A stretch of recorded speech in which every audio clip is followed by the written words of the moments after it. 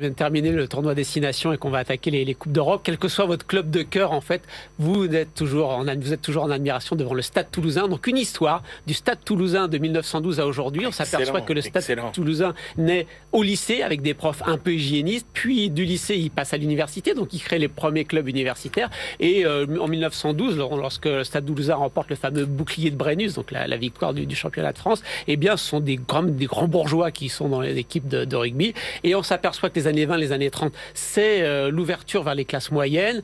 Normalement, ce sont des amateurs, mais on commence déjà à avoir quelques scandales on rachète des joueurs, on les paye, on va chercher des joueurs à l'étranger. Rien ne change jusqu'aux années 80, en gros, où là, il y a la Coupe du Monde de rugby, et donc il y a les droits de retransmission télévision, et donc il y a tout l'argent qui est derrière. Et là, on voit que le rugby va se professionnaliser. Ce qui est intéressant au-delà du Stade Toulousain, c'est que ce petit livre nous offre une histoire, en fait, du rugby français. Lorsque World Rugby, la fédération internationale, permet d'avoir 23 joueurs au lieu de 15-17, eh bien, ça pousse à la violence, parce que si vous en laissez 2-3 sur le carreau, il y en a d'autres derrière qui peuvent les remplacer. Et faire attention à la santé des joueurs est assez récent dans la fédération internationale. Donc voilà, à travers l'histoire du Stade Toulousain, grand club de rugby français, vous avez l'histoire du rugby en France. La saga du rugby français, eh ben c'est très bien.